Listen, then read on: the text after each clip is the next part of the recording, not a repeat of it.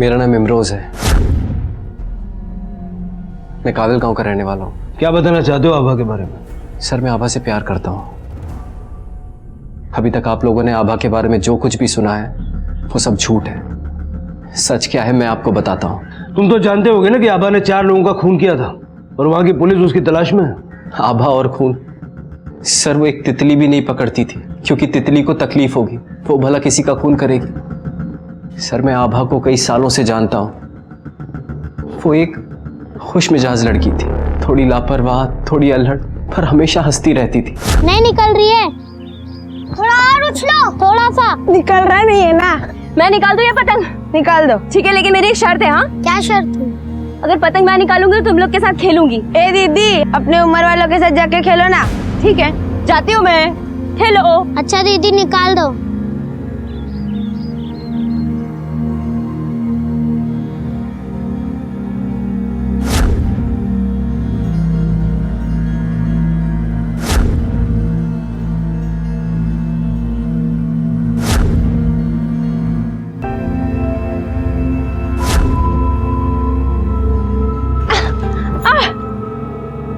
लो, चलो आजा, चलो खेले। चलो चलो। ओए, रुक, रुक जा। देख लूंगी तुम लोग को मैं बाद में। ओए, बीच में कहाँ खड़ा है? अरे सही तो कहा बच्चों ने, खेल बराबरी वालों में खेलना। हमारा खेल बहुत मजेदार है। मजा आएगा, ये पड़ेगी। ये पहली बार नहीं हुआ था। अब हर बार उनसे बच के निकल जाती थी, लेकिन उस दिन जब वो मेरे घर आई तो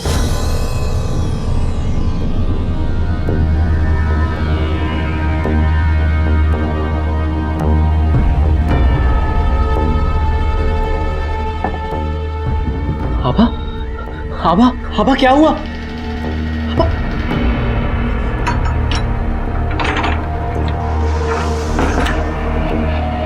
आभा हुआ क्या है?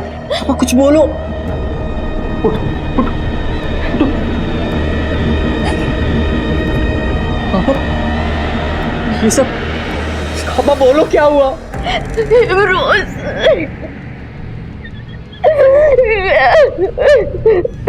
मैं बर्बाद हो गई, उन्होंने मुझे कहीं का नहीं छोड़ा। किसने आभा? उन चारों ने, सुहास, दिलीप, विलास और चक्रधर ने, उन चारों ने मुझे कहीं का नहीं छोड़ा। मैं जान से मार दूंगा। नहीं रोज, तुम ऐसा कुछ भी नहीं करोगे। ऐसा किया तो पूरे गांव को पता चल जाएगा। पता चलना चाहिए आभा। तुम चलो मेरे साथ, हम पुलिस में शिकायत करेंगे। चलो। नहीं, हम कहीं नहीं जाएंगे। पूरे गांव को पता चल जाएगा तो मेरे पूरे परिवार की बहुत बेइज्जती होगी और मेरे बाबा वो सर उठा के नहीं जी पाएंगे। और अगर हमने कुछ नहीं किया तो उनकी हिम्मत बढ़ती जाएगी आभा। नहीं रोज, हम नहीं जाएंगे, हम नहीं जाएंगे, हम कहीं नहीं जाएंगे। अगर पुलिस के पास जाने के लिए हिम्मत चाहिए थी तो उससे कहीं ज्यादा हिम्मत चाहिए थी अपने सारे दर्द अपने तक ही रखने की। आभा ने वही किया, मगर उसने कभी सोचा नहीं था कि उसका अंजाम क्या होगा। उन चारों की हिम्मत बढ़ती गई और जो एक बार हुआ था वो दोबारा हुआ, और इस बार बात पंचायत तक पहुंच गई। माफ कीजिएगा सरपंच जी, जो हुआ उसे बलात्कार कहना सही नहीं होगा, क्योंकि हमने कोई जबरदस्ती नहीं की है। और सच तो यह है कि हम इसके साथ नहीं, ये हमारे साथ आई थी। मैंने तो उसी दिन कहा था सरपंच जी कि इसे बाहर निकालो, सारे गांव का माहौल खराब कर रही है लड़की। पूरे गांव में अपनी शरीर की नुमाइश करती फिरती है, अब किसका मन नहीं डोलेगा। और क्या, वो तो लड़के हैं और खेल खेल में भूल चूक हो जाती है। तो ये गलती अपनी बहन के साथ क्यों नहीं करता? अरे हमारे ऐसी बेटी होती ना तो काट के फेंक दिए होते। सरपंच जी, इसका दिमाग हम ठीक कर देंगे, इसे घर में बंद करके रखेंगे एक बार। अरे कोई पैरा बेटा के थोड़ी रोक सका है। देखो नंदू, पंचायत का ये फैसला है कि तुम्हारे पूरे परिवार का बहिष्कार होगा। तुम्हारे पूरे परिवार के साथ किसी का लेन देन नहीं होगा। चलो भाइयों, पंचायत का फैसला हो चुका है। नंद किशोर के परिवार के साथ कोई संबंध नहीं रखेगा। अगर कोई संबंध रखेगा तो उसका भी बहिष्कार किया जाएगा। आभा और उसके परिवार की बहुत बेइज्जती हुई। आभा और अल्पा का घर से निकलना बंद हो गया। पंचायत के फैसले के अनुसार नंद किशोर या उसके परिवार से लोगों ने कोई रिश्ता नहीं रखा। नंद किशोर और हरीश परेशान हो गए उनकी आमदनी बंद हो गई। नहीं मुझे बोलो, आज तक आपको शिकायत का मौका मिला क्या काम में? अरे परब साहब, ये सब मैं संभलता ना, ऐसा क्यों करते आप? देखो, तुम्हारे साथ कुछ लेन देन का काम नहीं रखना है। चलो जाओ, पहले अपना घर संभालो। भाऊ, ओ भाऊ, ओ दादा, भाऊ 2 किलो आटा दीजिए। आटा नहीं है, खत्म हो गया। 1 किलो आटा दे दो। तैला आटा दे रहे 1 किलो।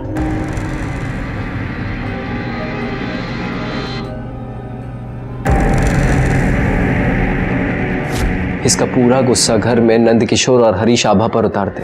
नहीं नहीं छोड़ूंगा नहीं छोड़ूंगा मैं। पागल हो गया क्या? अरे वो तो मरेगी मरेगी, तू भी जेल जाएगा। अरे बाबा, कम से कम 2 वक्त की रोटी तो मिलेगी जेल में। हाँ, आराम कर दिया अपना जीना इसने। छोड़ शांत शांत हो जा, मैं सरपंच जी से एक बार फिर से बात करता हूँ। चल। नंद किशोर सरपंच से मिलने गए और उन दोनों के बीच एक ऐसा समझौता हुआ जिसके बारे में आभा या कोई भी सपने में भी नहीं सोच सकता था। उसी रात नंद किशोर और हरीश जबरदस्ती आभा को सरपंच के घर ले गए।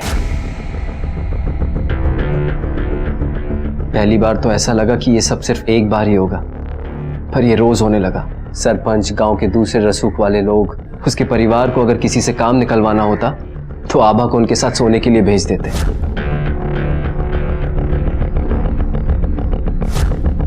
आभा रोती, चुप रहती, क्योंकि वो अपने परिवार को बर्बाद होने से बचाना चाहती थी। आभा की किस्मत फूटने का सिलसिला चलता रहा। मुझे लगा एक दिन ऐसे ही सब कुछ खत्म हो जाएगा, पर एक दिन आभा मेरे घर आई।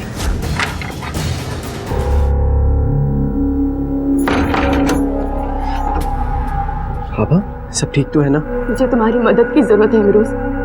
मैं अल्पा को लेकर इस गांव से बहुत दूर चली जाना चाहती हूँ। चलो, आखिर अकल आ ही गई।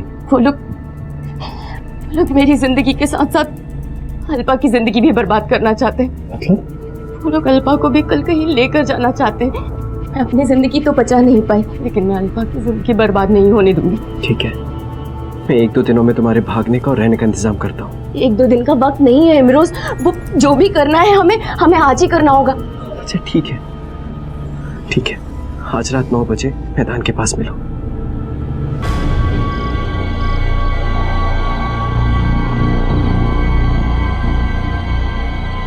किसी ने देखा तो नहीं आते हो? नहीं। चलो, बस का टाइम हो रहा है। चलो।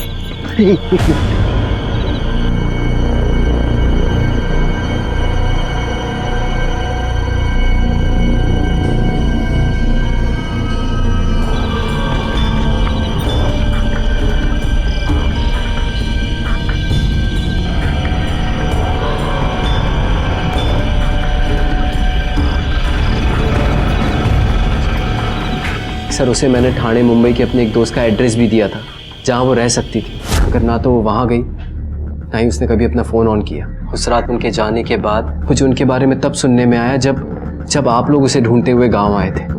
अगर आभा उस रात चली गई थी तो फिर उन चारों का कत्ल उसने कब किया? इसका मतलब है कि आभा गांव में वापस आई थी। सर, ये मुमकिन ही नहीं है, क्योंकि अगर उन्हें गांव वापस आना होता तो मेरे अलावा उनका गांव में और कोई सहारा नहीं था। सर, आभा और अल्पा के जाने के 4 दिनों के बाद उन चारों की मौत हुई। इतना तो साफ है कि जिसने उन चारों को मारा है वो आभा का बदला लेना चाहता था। पूरे गांव में सिर्फ तुम ही हो जो उनकी तरफदारी में बोल रहे हो। कहीं ऐसा तो नहीं कि तुमने उन चारों को मार दिया? मुझे सिर्फ इसी बात का दुख है और गुस्सा भी कि मैंने उन चारों की जान क्यों नहीं ली। आभा ने तुम्हें छोड़ के दीपक से शादी कर ली। कहीं ऐसा तो नहीं है कि बदला लेने के लिए तुमने ही उन पे हमला करवाया?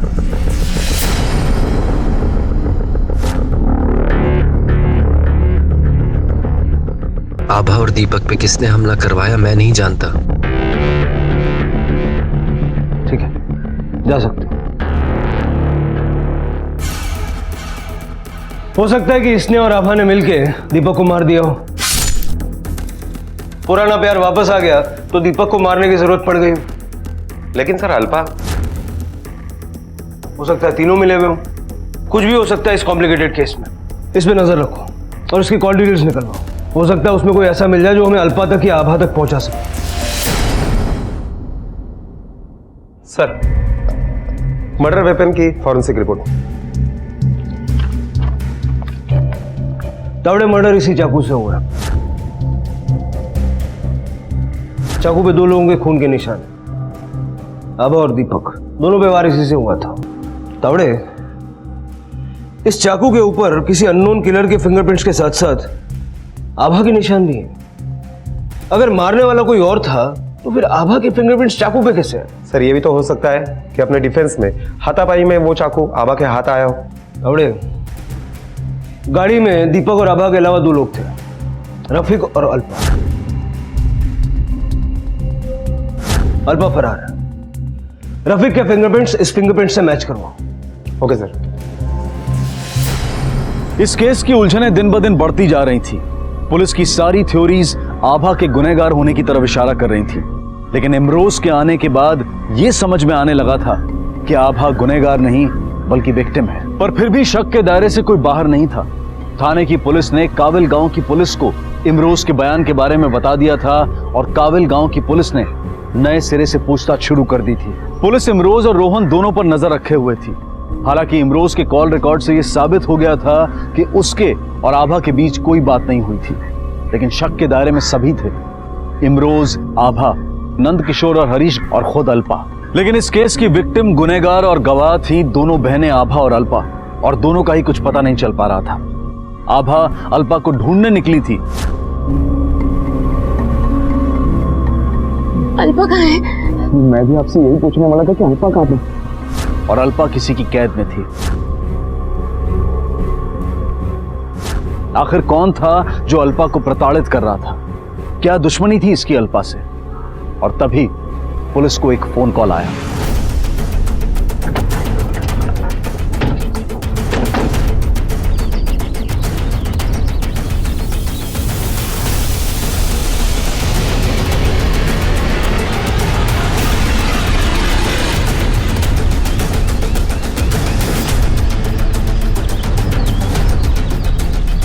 लगता है ज्यादा खून बह जाने की वजह से और भाग नहीं पाई और इसकी मौत हो गई। बॉडी को पोस्टमार्टम के लिए भेज दो और इमरोज को आइडेंटिफिकेशन के लिए बुलाओ। Okay sir. और ये पूरा एरिया अच्छे से छान मारो।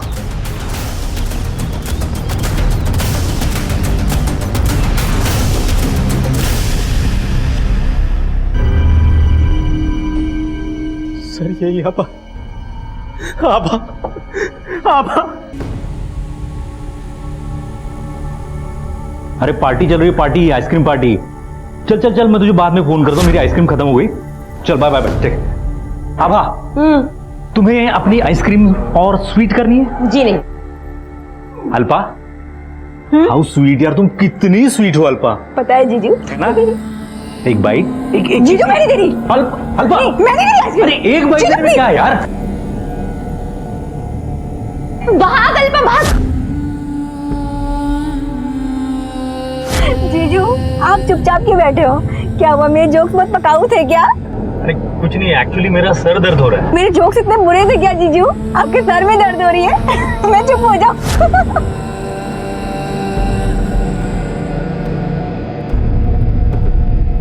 अब तक हम सोच रहे थे कि आभा की मौत पेट के इस जख्म की वजह से हुई, शायद खून बह गया हो और उसकी मौत हो गई।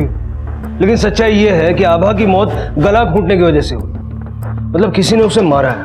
हाँ सर। और आभा पुलिस से बचने के लिए भाग रही थी या अपने बहन के पास पहुंचने के लिए, इसका पता लगाना मुश्किल है। रोहन का कहना है कि आभा उसके पास ये सोच के आई थी कि अल्पा भी उसी के पास होगी। रोहन, तुम बात समझने की कोशिश नहीं कर रहे हो। मैंने उससे कहा था कि सीधा भागकर तुम्हारे पास है, तो वो यहाँ आई क्यों नहीं? कहाँ है वो?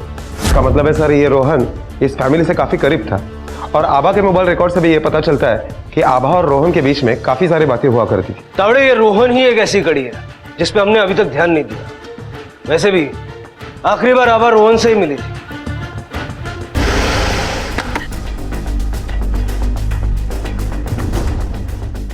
रोहन घर पे हो, पर बात क्या है? आओ देखिए तो जरा, पुलिस आई है। हाँ? अरे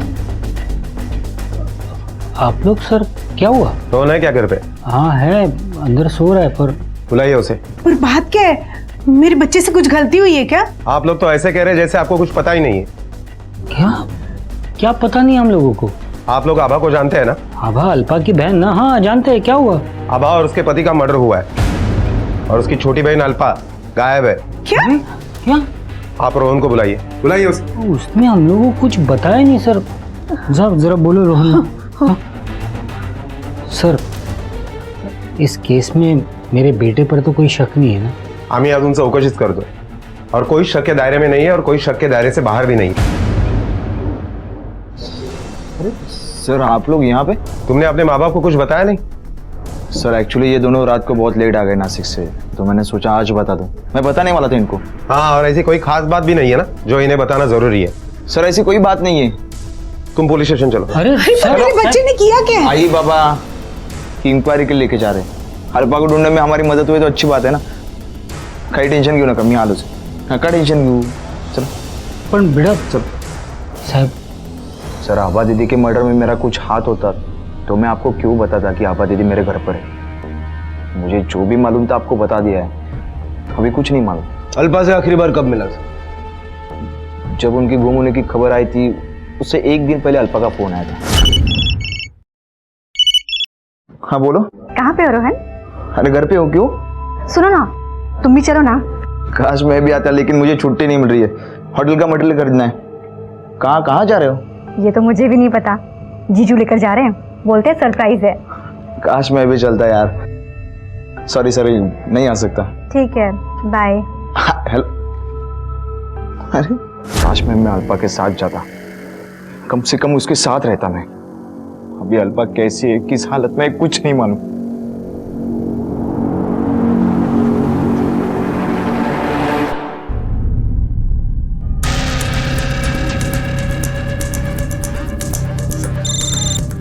हेलो सर, हमने गांव के सभी लोगों से पूछताछ की, लेकिन सरपंच के डर की वजह से कोई कुछ बोल नहीं रहा था। लेकिन जब हमने समझाया तो एक औरत आई थी और उसने कहा कि आभा पे बहुत अत्याचार हुआ था साहब। उसके बाप और भाई गांव के रईसदार लोगों को खुश करने के लिए उसका इस्तेमाल करते थे। गांव के सरपंच ने भी उसका बहुत शोषण किया, बहुत सहा बेचारी ने। जब उसकी सहनशीलता खत्म हो गई तो वो गांव छोड़कर भाग गई। सर, इमरोज ने हमें आभा और अल्पा के बारे में जो कुछ बताया वो सब कुछ सच है। काबिलगांव पुलिस ने यह कंफर्म किया।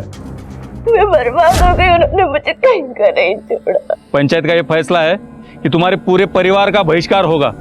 नंदकिशोर सरपंच से मिलने गए और उन दोनों के बीच एक ऐसा समझौता हुआ जिसके बारे में आभा या कोई भी सपने में भी नहीं सोच सकता था। उसके परिवार को अगर किसी से काम निकलवाना होता तो आभा को उनके साथ सोने के लिए भेज देते।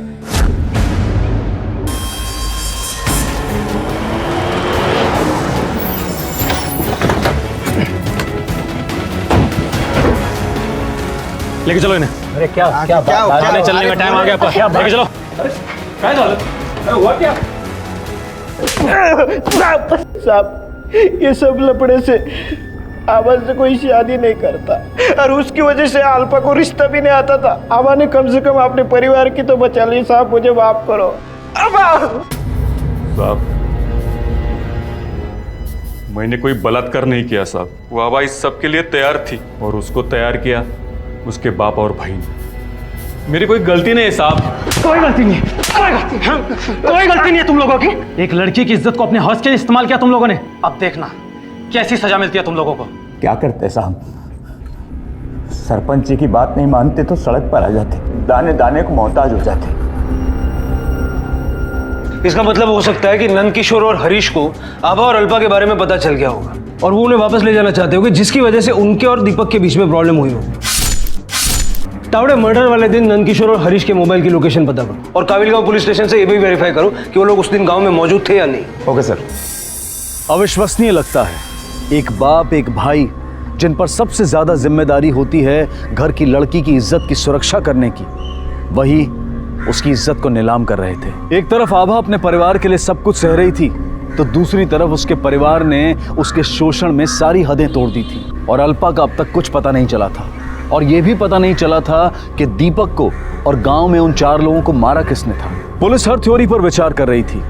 जब दीपक का कत्ल हुआ तब नंदकिशोर और हरीश गांव में ही थे, इसलिए उनके कातिल होने की संभावना नहीं थी। अल्पा को जिसने भी कैद कर रखा था वो उसके साथ कभी भी कुछ भी कर सकता था।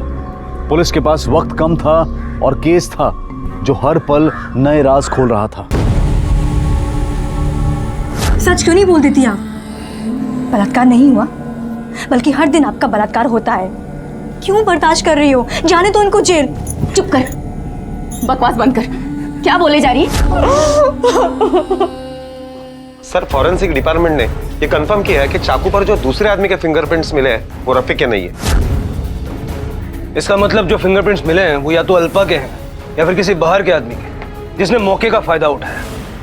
शादी से पहले आभा डांस बार में काम करती थी, ये बात आपको पता थी? जी सर। उसके बाद भी आप लोग अल्पा और रोहन की शादी के लिए तैयार हो गए? सर शुरू में रोहन और अल्पा के रिश्ते के लिए हमारी रजामंदी नहीं थी, लेकिन दोनों बहनें नेचर से बहुत अच्छी थी। फिर दीपक ने हमें समझाया कि जो कुछ भी आभा कर रही थी वो उसकी मजबूरी थी। दीपक के अपने घरवाले भी उनके रिश्ते से खुश नहीं थे, लेकिन दीपक ने आभा को अपनाया और दोनों खुश थे। फिर हमारे बात समझ में आ गई और हमारे लिए सबसे ज़रूरी बात बेटे की खुशी तो थी। और शादी की बात शुरू होने से पहले ही आभा ने हमें अपने अतीत के बारे में सब कुछ सच सच बता दिया था। और सच बात तो ये है कि अल्पा हमें बहुत पसंद थी। मुझे एक बात समझ में नहीं आ रही था। डांस बार में काम करना आभा की मजबूरी हो सकती है, लेकिन दीपक अगर इतना ही शरीफ आदमी है तो वो डांस बार में क्या करने जाता था? ऐसा तो हुआ नहीं होगा कि दीपक सिर्फ एक बार डांस बार में गया, उसे आभा मिली, प्यार हो गया और उसने शादी कर ली। इसका मतलब दीपक अक्सर डांस बार में जाता था। सर इस केस में सबसे मुश्किल बात यही है ना कि सबके बारे में अच्छी अच्छी बातें सामने आ रही है। तावड़े सबसे इंपॉर्टेंट बात तो ये है कि क्या वो काबिल गांव ही जा रहे थे या कहीं और जा रहे थे? क्या दीपक उन्हें बिना बताए काबिल गांव लेके जा रहा था? इस दीपक के बारे में ज्यादा इंफॉर्मेशन निकालनी पड़ेगी।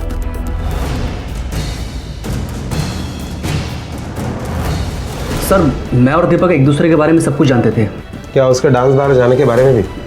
सर दरअसल उसको डांस बार मैं ही लेके जाता था। शुरू में सर वो मना करता था, लेकिन जब आभा भाभी से उसकी मुलाकात हुई तो सर फिर तो वो उन्हीं के चक्कर में जाने लगा।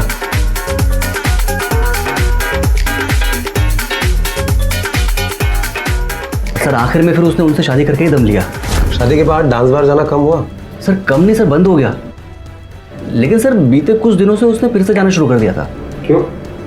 सर ज़्यादा मुझे कुछ पता नहीं, क्योंकि वो काफ़ी चुप चुप रहने लगा था वो। हाँ सर एक दिन उसने मुझे ये बोला ज़रूर था कि आभा ने उसके साथ अच्छा नहीं किया। क्या अच्छा नहीं किया? कुछ धोखा देने जैसी बात कही थी। क्या नहीं किया मैंने उसके लिए? बाहर में लोग गंदी नज़रों से देखते थे उसको, उन गंदी नज़रों से दूर किया मैंने, इज्जत दी, बाहर वाली से लेके घर वाली का दर्जा दी। उसने अच्छा नहीं किया मेरे साथ। ऐसा कर क्या दिया भाभी ने? भाभी मत बोल। अच्छा भाई अच्छा ठीक है, अब बता हुआ क्या? उसका नकाब उतरने दे, फिर तू खुद ही देख लेना। क्या दीपक ने किसी का नाम का जिक्र किया था जिस पर दीपक को शक हो आभा को लेकर? नहीं सर कभी नहीं। दीपक के साथ आखिरी बार बात कब हुई तुम्हारी? उस दिन वो ऑफिस आया नहीं था सर। मुझे शक्ति मिल वाली फाइल चाहिए थी तो मैंने उसको कॉल किया, तो उसने मुझे बताया कि वो अपनी फैमिली के संग बाहर घूमने जा रहा है। मुझे अच्छा लगा सर कि चलो कम से कम पति पत्नी के बीच की नोकझोंक ख़त्म हुई। लेकिन सर फिर रात को कॉल आया कि सर आभा जब बार में थी तब दीपक के सिवा किसी और को देखा तक नहीं, और अब शादी के बाद ऐसा क्यों करेगी?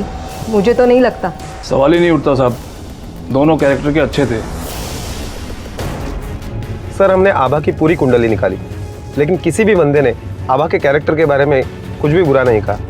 अगर ऐसी बात है तो दीपक ने समीर से आभा के कौन से धोखे के बारे में बात की थी? इस दीपक के कॉल रिकॉर्ड्स भी निकलवाओ, उसकी बहन से भी बात करते हैं, और इस रोहन के पीछे एक आदमी लगा, उसका मोबाइल सर्वेलेंस पे डालो, हो सकता है अल्पा उसे फोन करे। Okay sir. सर दीपक ने मुझसे आभा के किसी अफेयर का जिक्र नहीं किया। तो आपको ऐसा क्यों लग रहा था कि आभा का किसी के साथ चक्कर चल रहा था? सर आपको तो मुझसे ज़्यादा पता होगा कि ऐसे माहौल में क्या होता है, और इतने आदमियों के साथ रहने वाली लड़की किसी एक के साथ जिंदगी बिताए मुश्किल है। सर दीपक का रिकॉर्ड एकदम क्लीन है। उसके मोबाइल से ज्यादातर ऑफिस के नंबर पर, घर पे या रोहन से बात हुई है। तावड़े इस केस में हर क्लू एक डेड एंड पे आके रुक जाता है। सर अल्पा का मोबाइल ऑन हो गया है। गुड, लोकेशन ट्रेस हुई? हो साहब।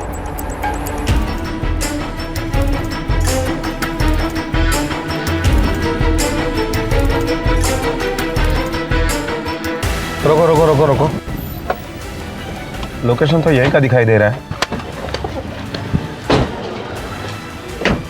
क्या हुआ सर? तुम्हारा मोबाइल कहाँ है? मेरे पास ही है, लेकिन हुआ क्या? तुम आभा, अल्पा और दीपक को जानते हो? नहीं। ये मोबाइल तुम्हारे पास कैसे आया? सर मेरा फ़ोन खो गया था, इसलिए मेरे बेटे ने मुझे महंगा फ़ोन खरीद कर दिया। पहचानता है इन्हें?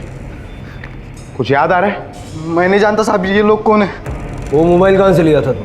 सर मैंने वो सेकंड हैंड में लिया था सर। मेरे दोस्त का एक मोबाइल का दुकान है वहाँ से।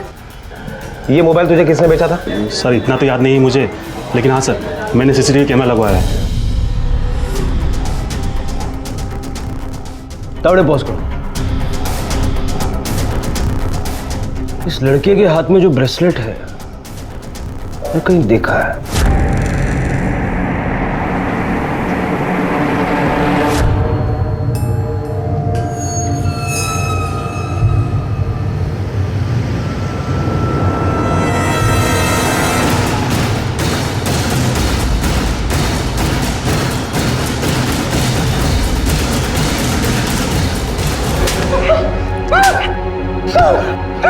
बता, किसने बेचा था तुझे अल्पा का मोबाइल? साहब बताता हूँ साहब।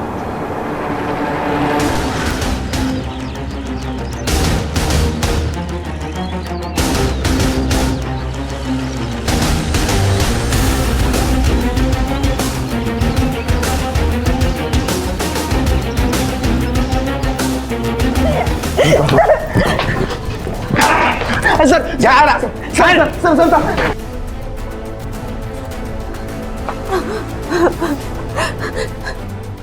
मुझे दीदी के पास जाना है, मुझे दीदी के पास जाना है।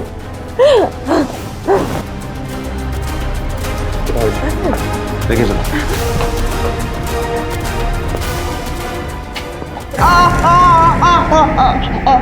तुम्हारे मुंह से एक भी अक्षर झूठ निकला ना तो ऐसी हालत कर दूंगा जिंदगी भर अपाहिज बन के घूमोगे। सर मुझे नहीं मालूम क्या हुआ था सर, लेकिन अल्पा का पीसीओ से फोन आया ना तो मैं चौंक गया sir. Hello hello Rohan, Rohan तुम कहाँ पे हो? अल्पा क्या हुआ? हाँ तुम रो क्यों रहे हो? रोहन तुम प्लीज यहाँ पे जल्दी से आ जाओ प्लीज। अल्पा कहाँ हो तुम? मैं यहाँ टेम्पल रोड के पास हूँ। एक काम करना, तुम वेट है ना, मैं आता हूँ। हाँ कहीं मत जाना, चलो बाय। प्रतीक जरा काउंटर संभाल, मैं आ रहा हूँ।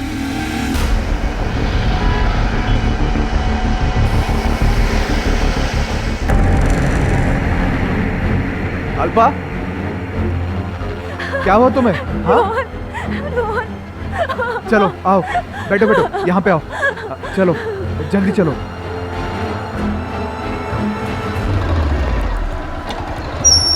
रोहन, ये कौन सी जगह है? कहाँ लेकर जा रहे हो? अरे बाबा ये देखो, ये हमारे बॉस का वेयर हाउस है, इसकी चाबी मेरे पास है। यहाँ पे हमें कोई देखेगा नहीं। क्या क्या हुआ है मुझे बताना, टेंशन मत लेना। चलो आराम से बैठो।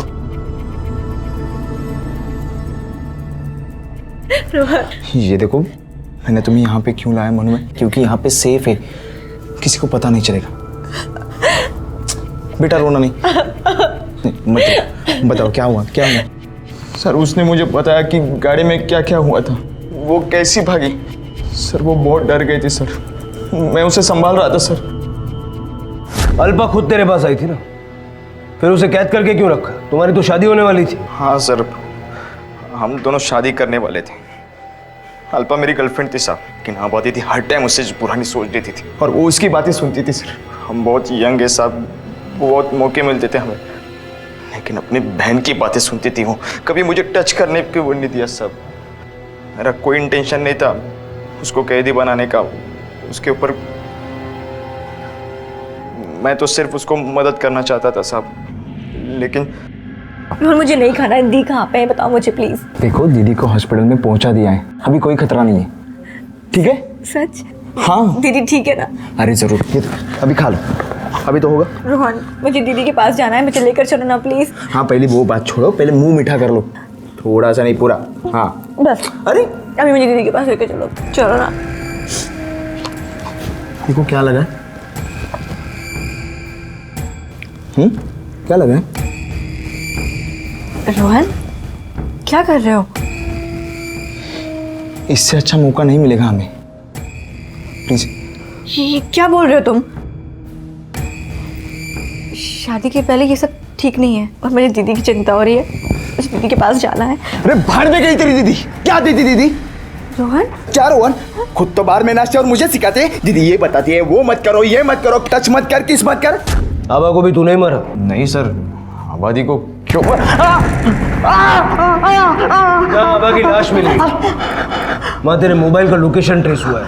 तेरी बाइक को वहाँ से जाते हुए लोगों ने देखा है। अब भी तू बोल रहा है कि आभा को तूने नहीं मारा? सर मैं आबादी को नहीं मारना चाहता था सर। मेरे घर पर आई थी आबादी, वो मानने को राजी नहीं थी कि अल्पा मेरे पास नहीं है। मुझे पूरा डर था कि उसको शक ना हो जाए, इसलिए मैंने उससे झूठ कहा।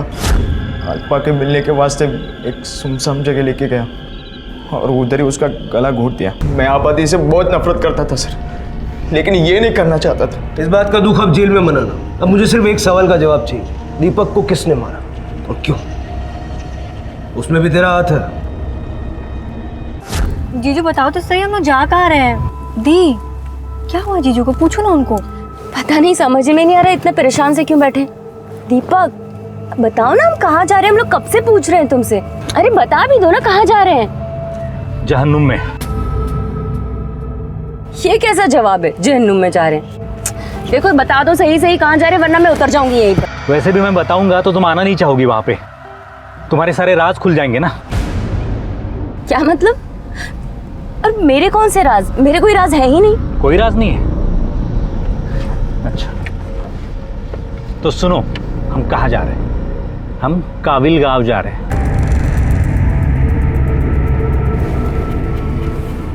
काबिल गांव? डर लग रहा है ना? राज खुलने का डर लग रहा है ना?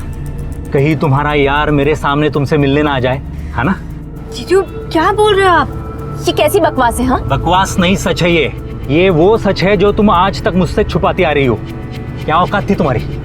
डांस बार में नाचने वाली लड़की से घर की लक्ष्मी का दर्जा दिया मैंने तुम्हें जीजू, लेकिन फिर भी तुम्हारी हरकतों से तुम बाज नहीं आई, गुलछरे उड़ा रही हो। देखो दीपक, मेरा किसी के भी साथ कोई भी रिलेशन नहीं है। आभा, मुझे सब कुछ सच सच पता चल चुका है। 2 टके की औरत जिस थाली में खाती है उसी में छेद करती है। इससे अच्छा तो तुम टके टके में बिक रही थी ना, वही अच्छा था। तुम्हें तो मैं जिंदा नहीं। जीजू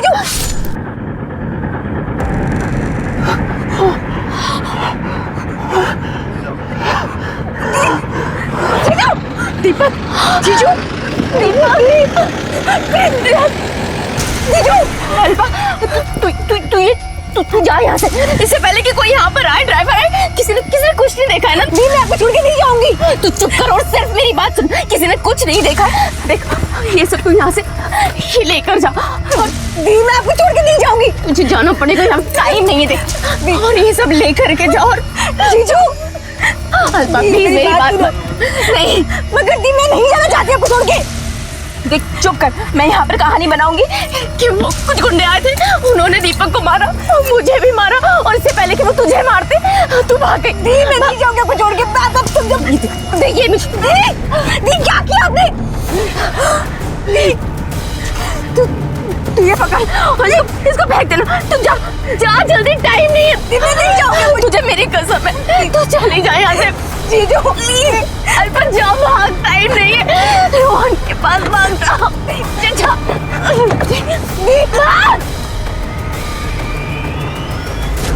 मुझे दीदी को छोड़ने नहीं जाना चाहिए था। दीदी बस ये दिखाना चाहती थी कि वो चोरी और मर्डर का मामला था। लेकिन दीपक तुम्हें काबिल गांव लेके क्यों जाना चाहता? वो मुझे नहीं पता, मैं नहीं जानती। जीजू को क्या हुआ मुझे नहीं पता।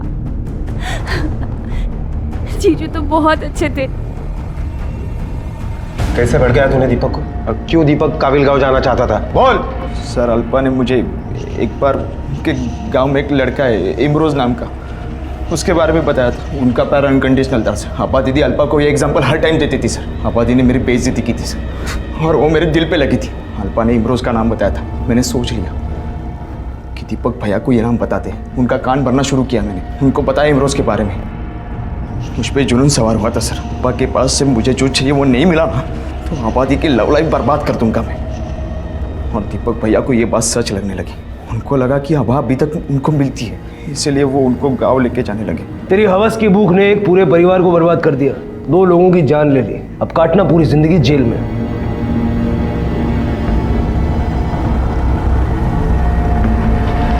एक चुलबुली लड़की से शुरू हुई इस कहानी का अंत हुआ उसकी और उसके पति की मौत के साथ। लेकिन गलती किसकी थी? आभा की, जिसने अपनी बहन को बचाने के लिए अपनी जान दांव पर लगा दी, या फिर अल्पा की, कि जिसे पता था कि उसकी बहन एक शरीफ औरत है और वो उसके खिलाफ कुछ भी सुनने को तैयार नहीं थी, या फिर उस कमजोर समाज की जहां के मर्द एक लड़की के साथ हुए नीच हादसे को उस लड़की की ही गलती बताकर उसे सजा दे रहे थे। जिस समाज में लड़कियों की, औरतों की इज्जत नहीं की जा सकती, वहां बर्बादी निश्चित है। अल्पा को हिरासत में ले लिया गया और उससे मिलने उसकी मां आई।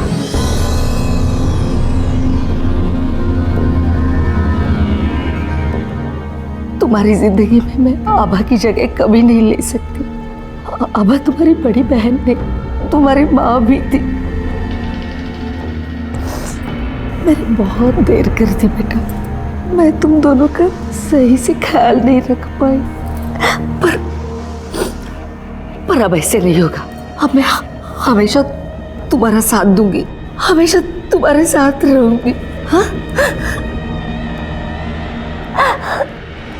बुराई के खिलाफ आवाज ना उठाना भी एक जुर्म है। यहाँ आभा ने अपने परिवार की बदनामी के डर से सब कुछ सहा, लेकिन उसका अंत हुआ खुद आभा की मौत के रूप में। और उसकी मां की चुप्पी ने उसके भाई और पिता की हिम्मत भी बढ़ा दी थी। नंदकिशोर और हरीश को गिरफ्तार कर लिया गया और उन पर महिला की मानहानि के लिए मुकदमा चलेगा और हम उम्मीद करते हैं कि उन्हें कड़ी से कड़ी सजा मिले। इस केस की उलझनें दिन ब दिन बढ़ती जा रही थी। पुलिस की सारी थ्योरीज आभा के गुनहगार होने की तरफ इशारा कर रही थी। ये बेहद जरूरी है कि अपने परिवार और आस पड़ोस की सुरक्षा के लिए हम हर गलत बात का विरोध करें।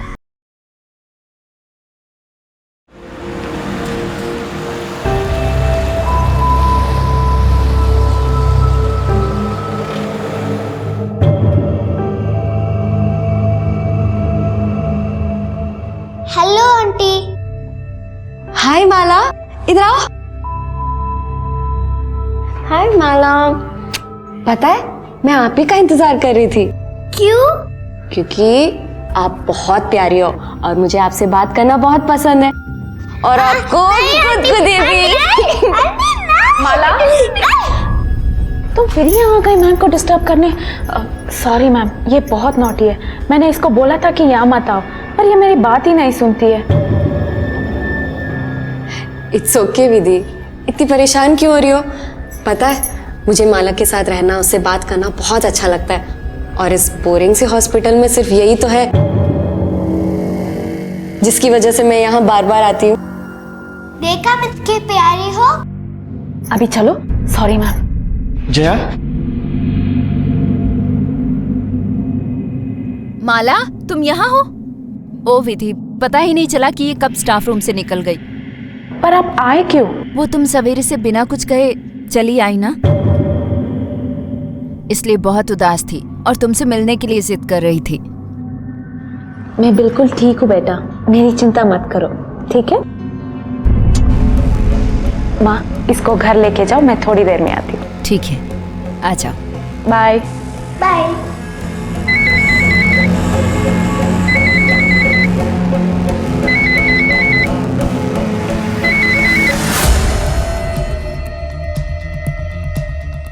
Hello,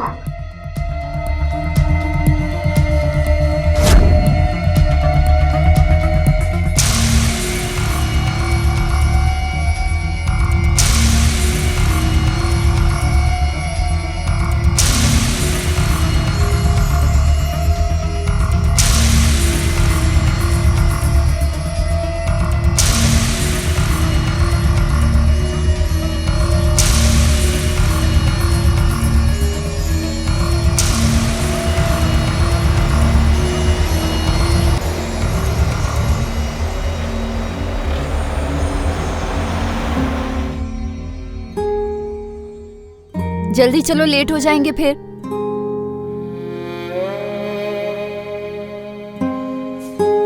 I'm going for dance class. ठीक है बेटा, अपना ख्याल रखना और ग्रैंड माँ को बिल्कुल परेशान मत करना, ठीक है?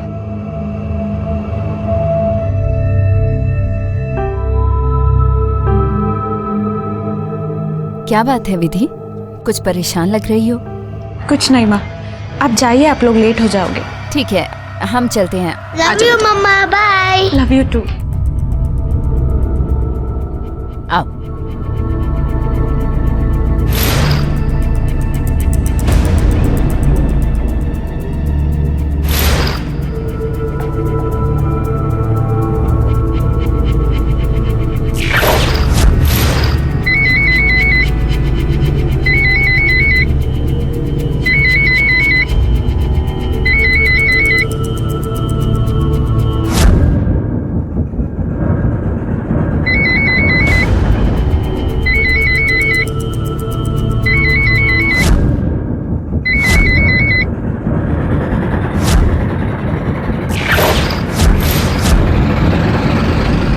आज तो तुम्हारी प्रैक्टिस बहुत अच्छी थी, है ना?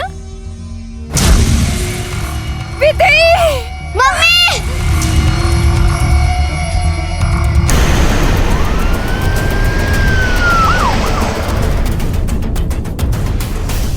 मैम क्लियरली सुसाइड का केस लग रहा है। एक बार पोस्टमार्टम रिपोर्ट आ जाए पता चल जाएगा।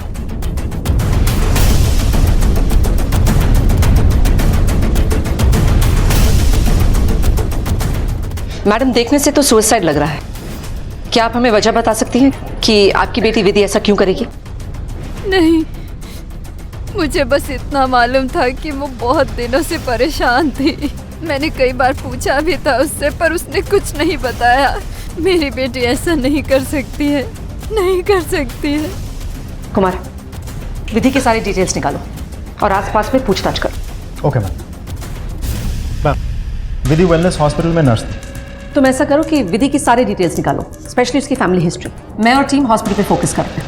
Okay ma'am. विधि के बारे में कुछ जानती हैं आप? सब उसे बहुत पसंद करते थे। और उसका हस्बैंड? वो तो उसे छोड़कर चला गया। हस्बैंड के जाने के बाद बेटी की देखभाल बहुत अच्छी तरह से करती थी। विधि तुम्हारी दोस्त थी ना? हाँ सर, विधि मेरी बहुत अच्छी फ्रेंड थी। कुछ दिन से काफी परेशान थी। डेफिनेटली वर्क रिलेटेड होगा सर। अगर पर्सनल होता तो वो मुझसे जरूर शेयर करती। और पर्सनल लाइफ सर, वो और उसकी बेटी थे। एक्सक्यूज मी, डॉक्टर सुदाना का ऑफिस का है?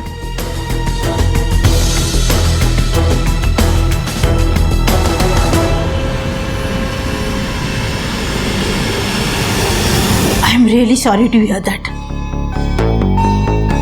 वो एक अच्छी नर्स है। थी? यस, थी। वो किसी प्रॉब्लम को लेकर आजकल डिप्रेस थी बहुत। मैंने खुद उसे सलाह दी थी कि वो कुछ दिन के लिए छुट्टी ले ले। क्या आप मुझे बता सकते हैं वो डिप्रेस्ड क्यों रहती थी? मैं स्टाफ के निजी मामले में ज्यादा इंटरेस्ट नहीं लेती हूँ। लेकिन क्या आप मुझे बता सकती कि वो किससे क्लोज थी, किससे बातचीत करती थी वो?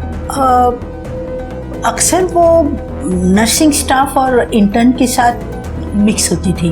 मैं तो उसके साथ ज़्यादा बात नहीं करता था, इसके बारे में मुझे कुछ नहीं मालूम। बेसिकली वो दिल की बहुत अच्छी थी, सबका ख्याल रखती थी। इसीलिए मैंने कई बार जानने की कोशिश की कि उसकी परेशानी क्या है, लेकिन उसने नहीं बताया। शायद डॉक्टर प्रीति को बताओ। हम बस बातें करते थे, इतना क्लोज भी नहीं थे। लेकिन वो वार्ड बॉय है ना अरुण, वो विधि को बहुत परेशान करता था। प्यार करता था और उसने मना कर दिया तो आत्महत्या करने पे मजबूर कर दिया। क्या बात कर रहे हैं सर? मुझे इसके बारे में कुछ नहीं पता। मैं तो शादीशुदा आदमी सर, मेरे उससे कुछ लेना देना नहीं था सर। आपके हर केसेस में विधि आपको असिस्ट करती थी ना? जी। आपने कभी नोटिस नहीं किया कि वो क्यों डिप्रेस थी या क्यों इतना परेशान रहती थी? एक्चुअली इतने कॉम्प्लिकेटेड केसेस में बिजी रहता हूँ कि ऑनेस्टली मैं ध्यान ही नहीं दिया। वैसे भी मेरा मानना है कि हॉस्पिटल में जितना फॉर्मल हो उतना बेटर है। ज्यादा दोस्ती यारी काम पर बुरा असर पड़ता है। मैम पूछताछ के बाद तो अरुण ही मेन सस्पेक्ट लग रहा है। एक काम करो, तुम उस वार्ड बॉय अरुण के कॉल रिकॉर्ड्स निकालो जल्दी, ठीक है? कुमार, विधि का क्या पता चला? मैम विधि के फ्रेंड्स और पड़ोसियों से बात हुई, सब उसकी बहुत तारीफ कर रहे हैं।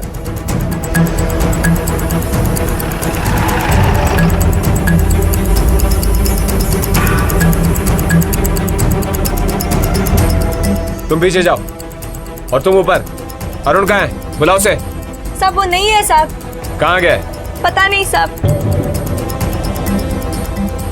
सर मिल आ रहे हैं साहब, अंदर कोई नहीं सर। क्या तुम जानती थी उसके और विधि के बीच नर्स है, उसी हॉस्पिटल में काम करती थी। अरुण ने उसे काफी तंग किया। पता नहीं साहब, जहाँ भी जाते हैं हर जगह पे कोई ना कोई कांड कर ही देता है। उसकी वजह से सब कुछ छोड़ के फिर से नई जगह पे जाना पड़ता है साहब।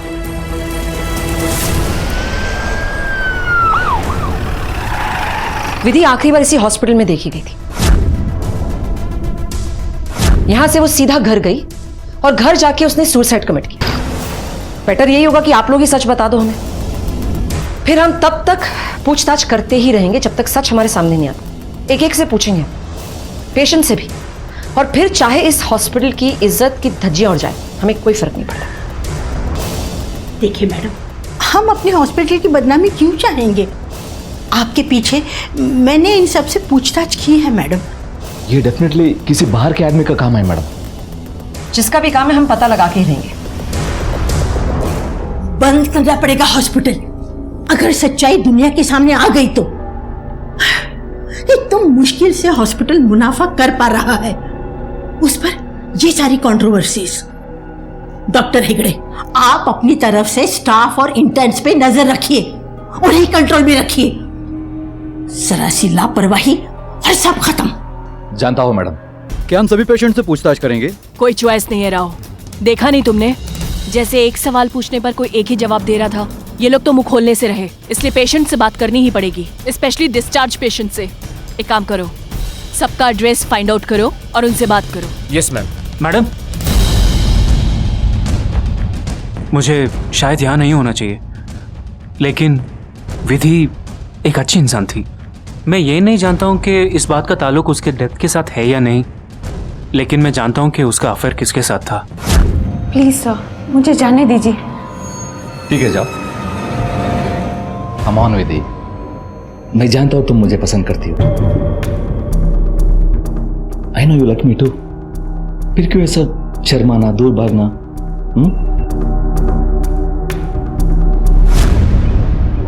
आप एक रेस्पेक्टेबल डॉक्टर को इस तरह कैसे? हम तुम्हारे प्रोफेशन पे सवाल नहीं उठा रहे, तुम्हारे कैरेक्टर पे सवाल उठा रहे। हमें पता है तुम्हारे और विधि के अफेयर के बारे में। प्लीज आप इस बात को बाहर आने मत दीजिए। मेरी फैमिली है, सोसाइटी में रेस्पेक्ट है। उसकी मौत कैसे हुई? तुमने मजबूर किया ना उसे खुदकुशी करने के लिए, ताकि उससे छुटकारा पा सको, राइट? नहीं मैडम, मैं ऐसे क्यों करूंगा? सच तो यह है कि मैं इस अरेंजमेंट से खुश था। सब कुछ ऐसे ही जारी रखना चाहता था। ये सब उस अरुण वही परेशान करता था दीदी को, इसीलिए सुधा मैडम ने उसे हॉस्पिटल से निकाल दिया था। राव मैम, अरुण का पता जल्द से जल्द लगाओ। मुझे उसकी फोन रिकॉर्ड, स्ट्रैंगुलेशन रिकॉर्ड सब चाहिए तुरंत। मैम, विधि की फैमिली पूरी तरह से क्लीन है, कुछ भी सस्पिशियस नहीं है। ओके, और पेशेंट्स का लिस्ट? ये मेरे पास है, मैं उन्हीं लोगों से बात करने जा रहा हूँ। Keep me updated. Okay ma'am. आप कितने दिन थे हॉस्पिटल में? मैं मलेरिया ट्रीटमेंट के लिए 3-4 दिन हॉस्पिटल में थी। विधि एक बहुत ही अच्छी नर्स थी, पर पता नहीं क्यों काफी दिनों से कुछ डिस्टर्ब्ड और अपसेट थी। किसी काम की नहीं थी वो, स्पेशली जब उसकी बेटी आ जाती थी। आप कितने दिन थे हॉस्पिटल में? 4-5 दिन रहे थे। आप ट्रीटमेंट के लिए वेलनेस हॉस्पिटल जाती हैं, तो नर्स विधि को तो जानती होगी? जी हाँ, विधि बहुत अच्छी है, वो मेरी बहुत हेल्प करती है। एक्चुअली मैं वहाँ फर्टिलिटी ट्रीटमेंट के लिए गई थी। तुम फिर यहाँ गई मैम को डिस्टर्ब करने? सॉरी मैम, ये बहुत नॉटी है। लेकिन कुछ दिन बाद मैंने ट्रीटमेंट बंद कर दी। और क्या? जाने दो जया। नहीं गिरीश, आई एम फाइन।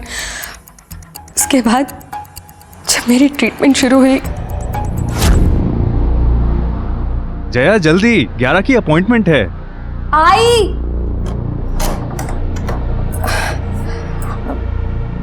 चाबी ली आपने? हाँ ली। बाय अप्पा। अम्मा बंदे 1 निमिष। प्रसाद तो ले लो पहले। अच्छी खबर लेके आना, 4 साल हो गए अब तो। अम्मा चले? चलो।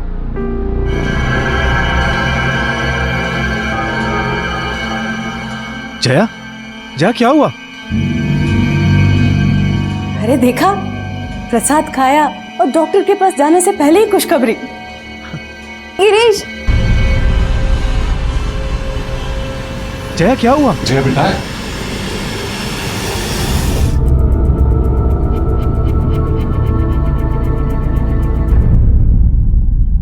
It's a case of lung cancer.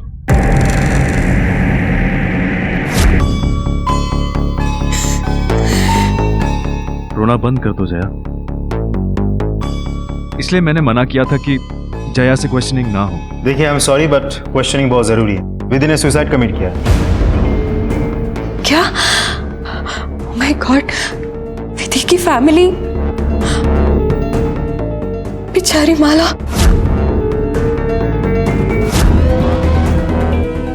क्या पिछले कुछ दिनों में आपने विधि के बिहेवियर में कुछ चेंजेस देखे हैं? जरा डिटेल में बताएंगे आप लास्ट कब गए थे टेस्ट के लिए? हेवी डोज है but everything is going on smoothly.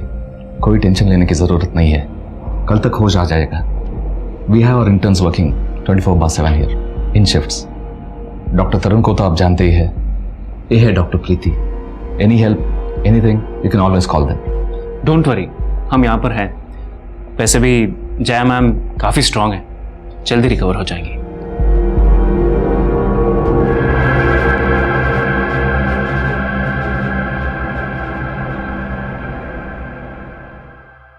आपको चाहिए तो ऊपर कैंटीन है, चाय कॉफी स्नैक्स सब अवेलेबल है। लेकिन जया? डोंट वरी सर, उन्हें सोने दीजिए, आप जाकर आइए।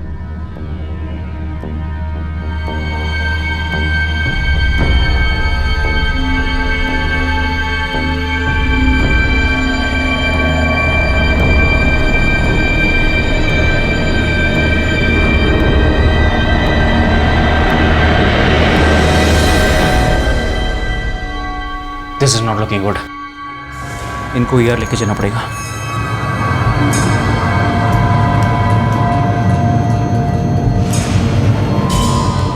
प्रीति, डॉक्टर हेगड़े को बुलाइए, इट्स वेरी अर्जेंट। क्या हो रहा है ये? Is she all right? Vidhi, prepare the year fast. कोई बताएगा मुझे? Is she all right?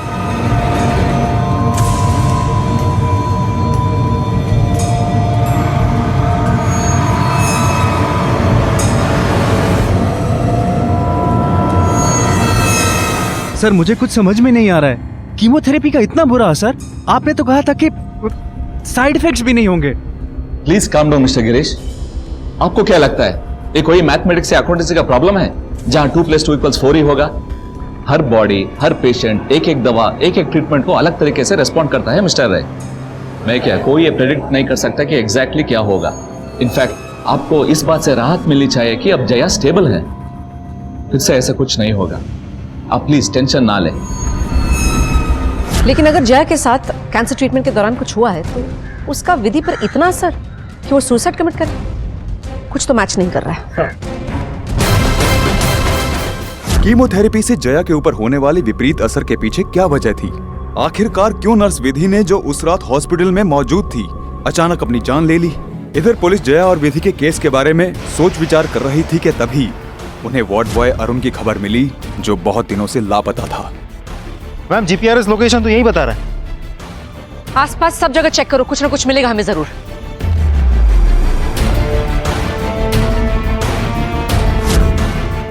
Ma'am ये देखिए,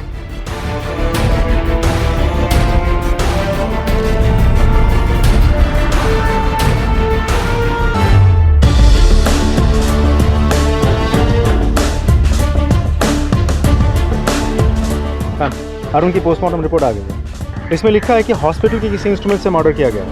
वहाँ मेडिकल रेसिड्यू के ट्रेसेस भी मिले हैं। तो ये बात 100% कंफर्म्ड है कि हॉस्पिटल में से ही कोई इन्वॉल्व है। मुझे तुरंत इन्फॉर्मेशन चाहिए कि अरुण की मर्डर के वक्त कौन कौन कहाँ था।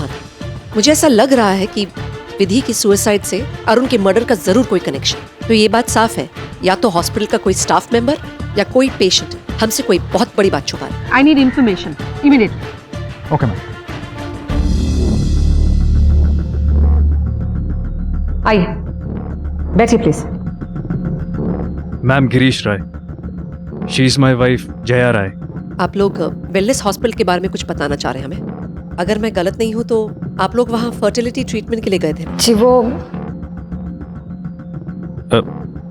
मेरी वाइफ को कैंसर है, इसीलिए हमने फर्टिलिटी ट्रीटमेंट रोक दी क्योंकि जया पर कीमोथेरेपी शुरू की गई। फिर एक दिन पहले हमें पता चला कैंसर अभी भी है।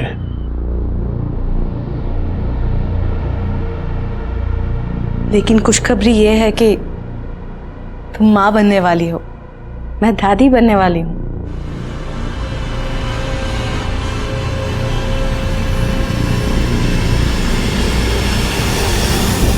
शायद पहली बार 3-4 महीने पहले जब हम डॉक्टर के पास गए थे और कैंसर का पता चला था, उससे पहले बच्चा कंसीव हुआ होगा। हो सकता है, इनफैक्ट यही हुआ होगा। हम कल ही गायनेकोलॉजिस्ट के पास जाकर कंफर्म करेंगे। Don't worry.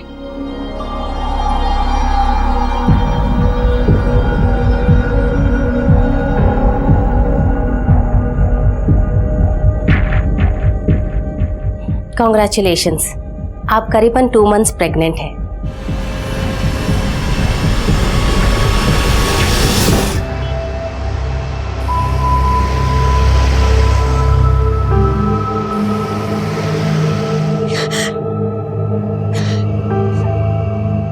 ये कैसे हो सकता है?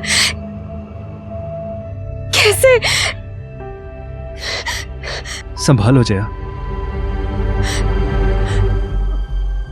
मैं घर और हॉस्पिटल के सिवाय और कहीं नहीं गई गिरीश। मैं तुम्हें कैसे यकीन दिलाऊं कि मैं किसी और के साथ। ये कैसी बातें कर रही हो?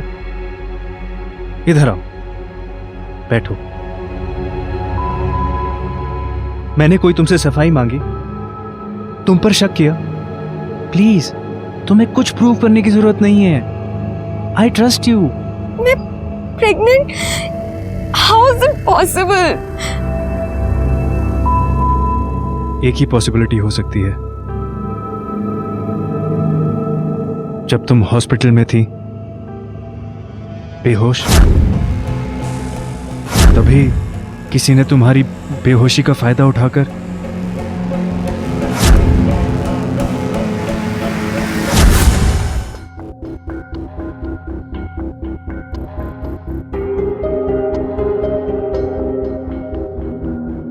जया, जया, उठो जया।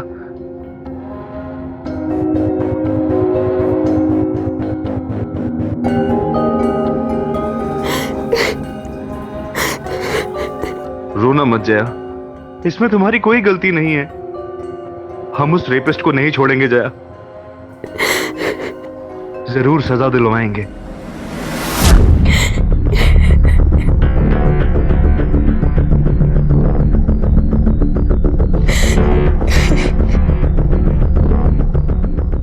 सॉरी जया, समझ सकती हो कि तुम पर क्या बीत रही होगी।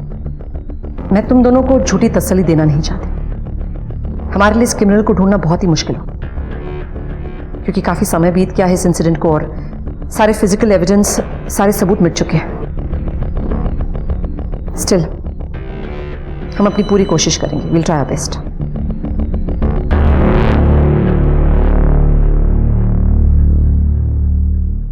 राव, मुझे लग रहा है कि ये दोनों केसेस ना कनेक्टेड हैं।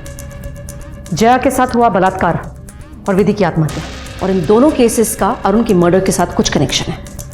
हो सकता है विधि ने कुछ ऐसा देखा हो जिसकी वजह से उसे चुप रहने की धमकी दी जा रही हो और फिर उसने आत्महत्या कर ली। एक काम करो, हॉस्पिटल पे 24 घंटे नजर रखो, लेकिन सबसे पहले उस डॉक्टर सुधा नायक और हेगड़े को मेरे सामने लाओ। बताओ, जया के साथ हुआ बलात्कार और विधि की मौत का क्या कनेक्शन है? बोलो। बलात्कार? ये आप क्या कह रही हैं? मैं कुछ नहीं जानती। ऐसा कुछ हुआ ही नहीं, कोई रेप नहीं हुआ है सर।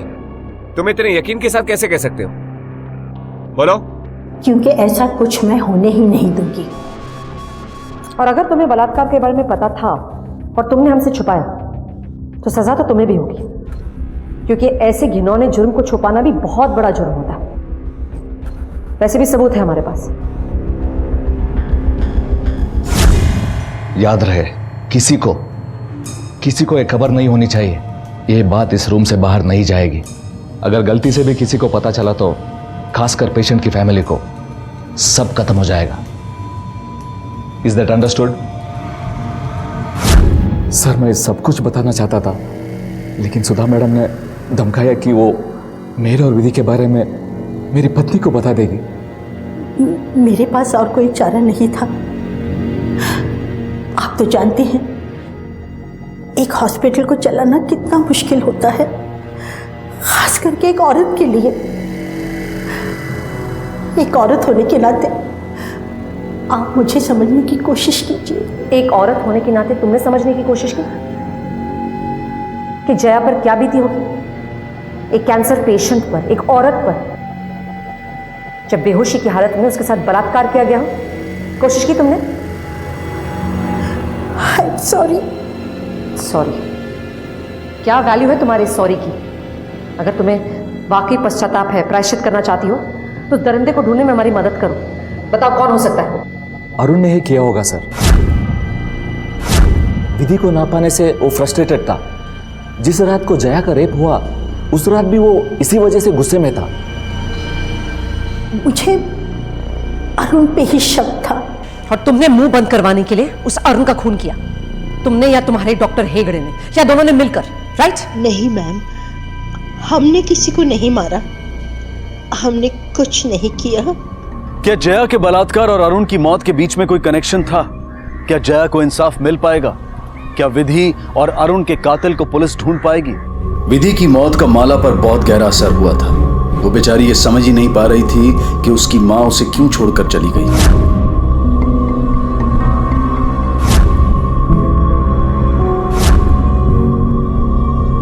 इधर गिरीश अपनी पूरी कोशिश कर रहा था कि वो जया को खुश रखे ताकि वो उस हादसे को भूल जाए और अपनी जिंदगी को फिर से नॉर्मल तरीके से जिए। पुलिस अपनी पूरी कोशिश कर रही थी कि वो दोनों के गुनहगारों को जल्द ढूंढ ले। मैम, डॉक्टर हेगड़े और डॉक्टर सुधा के कॉल रिकॉर्ड से पता चला है कि वो लोग उस जगह पर नहीं थे जहां उनका मर्डर हुआ है। उनके एलिबी भी है। लेकिन इसका मतलब ये नहीं है कि वो इस केस से कनेक्टेड नहीं है। हो सकता है उन्होंने किसी को हायर किया हो अपनी तरफ से ये काम करने के लिए, या दूसरा ये हो सकता है कि रेपिस्ट को पता चल गया कि अरुण ने उसे देख लिया, इसलिए उसने अरुण का मर्डर कर दिया। हो ना हो, ये तीनों केसेस ना रेप से ही कनेक्टेड है, क्योंकि शुरुआत हुई है रेप से, उसके बाद सुसाइड, उसके बाद मर्डर। मुझे लगता है अगर हमें रेपिस्ट मिल गया ना तो ये तीनों केस झट सॉल्व हो जाएंगे, और उसके लिए एक तरीका है मेरे पास। हॉस्पिटल के सारे मेल स्टाफ, मेल पेशेंट्स, सबके डीएनए सैंपल्स चाहिए मुझे, ताकि जया के होने वाले बच्चे के डीएनए सैंपल के साथ हम उसे मैच कर सकें। तुम ऐसा करो, तुम अरुण के बारे में पता लगाओ, उसके सारे डिटेल्स चाहिए मुझे, किससे मिलता था वो, उसके दुश्मन कौन कौन थे, वगैरह वगैरह। तब तक मैं इन दोनों केसेस को जोड़ने की कोशिश करूँ। ओके। क्या हुआ? सब ठीक है ना? बच्चा तो ठीक है ना? कीमोथेरेपी का बच्चे पे बुरा असर पड़ सकता है, इसीलिए डॉक्टर ने बच्चा गिराने की सलाह दी है।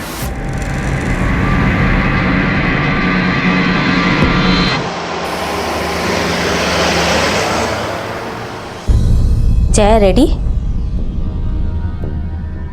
मैं कोशिश करूंगी कि तुम्हें बिल्कुल दर्द ना हो। Okay, relax.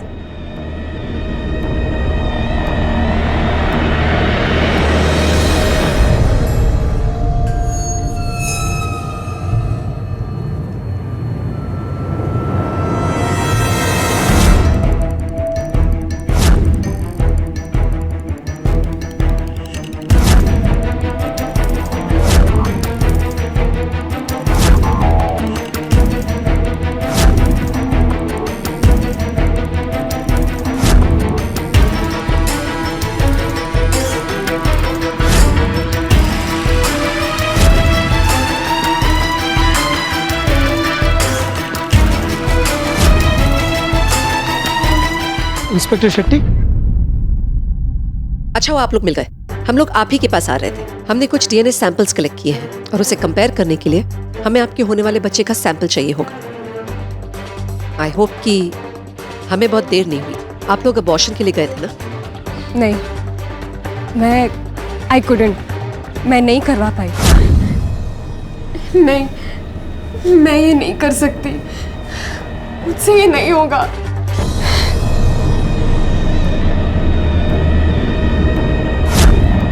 अब हम डीएनए सैंपल की मदद से आपके गुनहगार को जरूर ढूंढ पाएंगे। मैम, खबरी ने एक इन्फॉर्मेशन दी है, जहां अरुण का मर्डर हुआ था वहां किसी और को भी देखा गया था।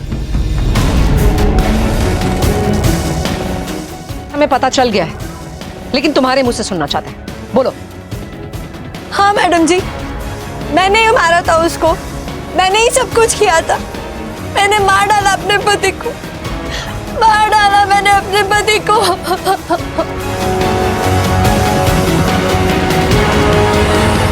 मेरी जिंदगी खराब कर दी थी उसने।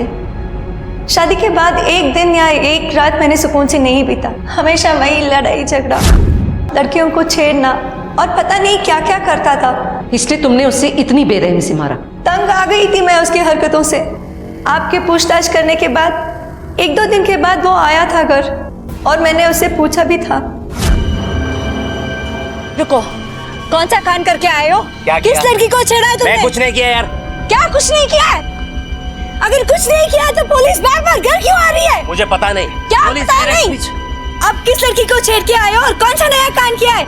अरुण की पत्नी ने अपना गुनाह कबूल कर लिया था, पर अब भी ये पता लगाना बाकी था कि जया का बलात्कार किसने किया था और विधि की आत्महत्या की वजह क्या थी। पुलिस को अब डीएनए रिपोर्ट्स के आने का इंतजार था। DNA test report madam. कुछ मैच हुआ? जी मैडम।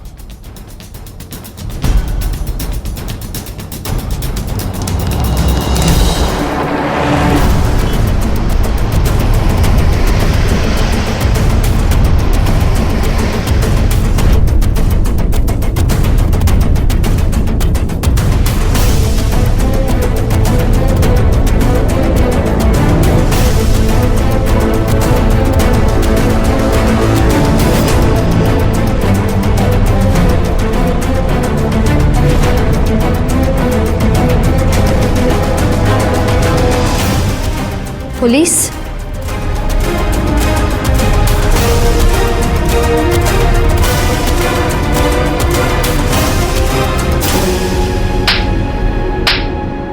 बता, मुंह खोलने को तैयार है या फिर? मैंने क्या किया? आप मुझे क्यों पकड़ रहे हैं? मैंने तो सिर्फ वही किया जो उन्होंने कहा था। किसने कहा तुझसे? पता।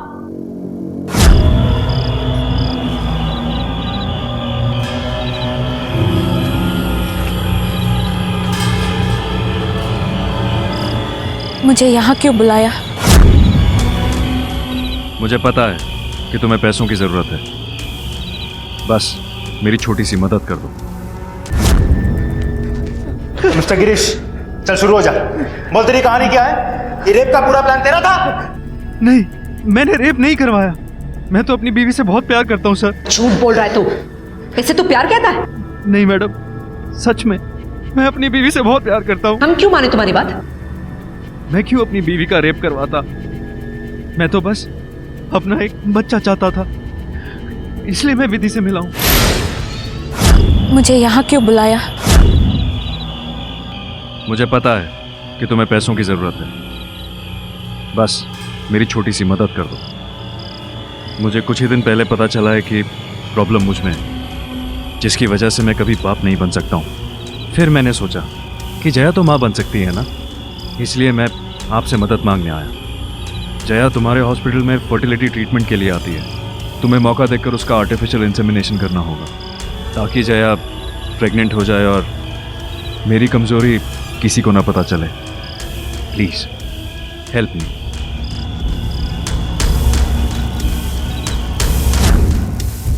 Is there a difference? चाहे रेप हो या आर्टिफिशियल इंसेमिनेशन, उनको तो बच्चा चाहिए था। चाहे जैसे भी हो, मैं तो हेल्प कर रहा था। ये तेरी हेल्प है? अब ना तुझे ऐसी 3rd डिग्री देंगे ना कि कोई भी पेन किलर काम नहीं आएगा तुझे। आप मेरी प्रॉब्लम नहीं समझ रहे हैं। मेरे पास कोई चॉइस नहीं था। क्या मतलब है तेरा? मुझे लड़कियां बहुत पसंद हैं। जिसको भी मैं चाहता हूं वो मुझे कभी नहीं मिलती। हमेशा I get rejected, I fail. फिर जया मैम एडमिट हुई, वो मुझे बहुत अच्छी लगी।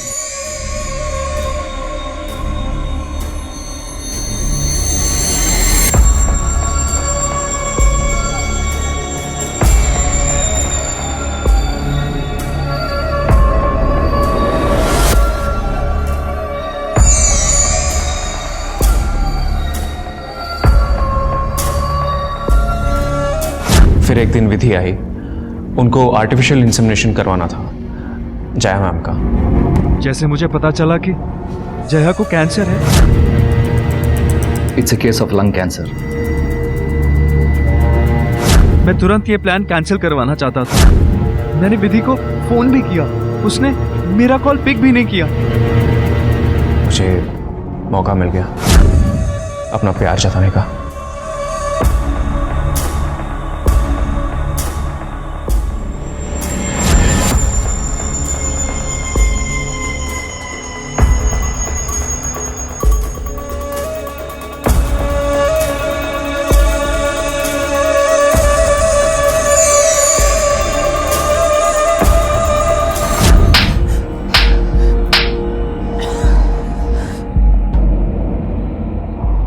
अब बता, विधि का इस सब से क्या कनेक्शन है? सुसाइड क्यों किया इसने? बदकिस्मती से विधि वहां आ गई और उसने सब कुछ देख लिया।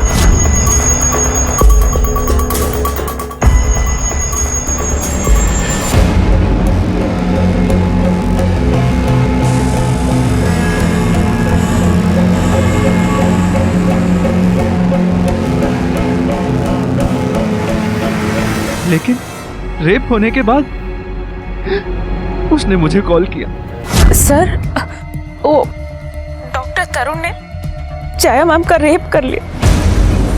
क्या? सर, मैंने उसका सिर्फ आर्टिफिशियल इंसेमिनेशन में हेल्प मांगा था, पर वो I didn't know he would rape us sir. और मुझे वो धमकी दे रहा है, वो सब कुछ सबको बता देगा। मैं क्या करूं, मुझे समझ में नहीं आ रहा है सर।